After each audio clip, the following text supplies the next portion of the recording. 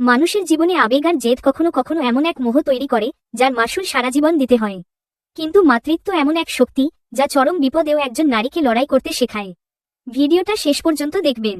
বংশ রক্ষার জন্য একটা প্রদীপ দরকার, আমার একটা নাতি চাই। তরি ছিল তার বাবা মায়ের আদরের মেয়ে, কিন্তু আকাশকে ভালোবেসে সে যখন সব ছেড়ে আসার সিদ্ধান্ত নেয়, তখন বাবা মায়ের চোখের জল তাকে আটকাতে পারেনি। আকাশ ছিল ছিমছাম স্বভাবের ছেলে, তরিকে সে খুব ভালোবাসত। তাদের ছোট সংসারটা প্রথম কয়েক বছর সুখের স্বর্গ ছিল, কিন্তু সেই স্বর্গের দেয়ালে ফাটল ধরতে শুরু করল তরি যখন প্রথমবার মা হতে চলল। আকাশের মা অর্থাৎ তরির শাশুড়ি প্রথম থেকেই একটি নাতির অপেক্ষায় ছিলেন। তরির কোলে যখন প্রথম কন্যা সন্তান এল, শাশুড়ির মুখ কালো হয়ে গেল। তিনি বলতেন, বংশ রক্ষার জন্য একটা প্রদীপ দরকার, আমার একটা নাতি চাই।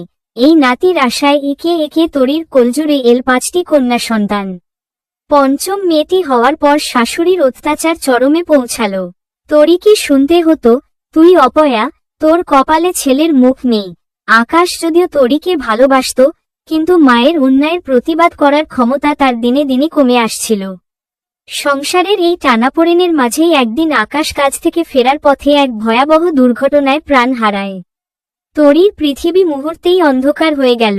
যে আকাশের জন্য সে মা বাবাকে ছেড়েছিল, সেই আকাশই তাকে মাঝপথে একা ফেলে চলে গেল। আকাশ মারা যাওয়ার পর শাশুড়ির রূপ পুরোপুরি বদলে গেল। তিনি স্পষ্ট জানিয়ে দিলেন, 5টা আপদকে মেয়েদের খাওয়ানোর সামর্থ্য আমার নেই। তোর স্বামী নেই, এই বাড়িতে তোর আর কোনো ঠাঁই নেই। তরি 5টি সন্তানকে নিয়ে পথে বসল। যে মা বাবার অবাধ্য হয়ে সে ঘর ছেড়েছিল, তাদের কাছে মুখ দেখানোর সাহসও তার ছিল না। তরি তার ছোট ছোট সন্তানদের মুখে দুবেলা দুমুঠো অন্ন তুলে দেওয়ার জন্য কাজের সন্ধানে বের হল। মানুষের বাড়ি বাড়ি গেল, কারখানার দরজায় দাঁড়ালো, কিন্তু 5টি ছোট বাচ্চা আছে শুনে কেউ তাকে কাজে নিতে চাইল না। সবাই ভাবত, বাচ্চা সামলাবে নাকি কাজ করবে। বৃষ্টি ভেজা সন্ধ্যায় রেল স্টেশনের এক কোণে 5টি মেয়েকে নিয়ে যখন তরি বসেছিল, তখন তার মনে পড়ছিল বাবার সেই শেষ কথাগুলো। তরি, আবেগের চেয়ে বাস্তব অনেক কঠিন। আজ তরি সেই কঠিন বাস্তবের সামনে দাঁড়িয়ে। তার চোখে জল নেই, আছে শুধু সন্তানদের বাঁচিয়ে রাখার এক অনিশ্চিত যুদ্ধ।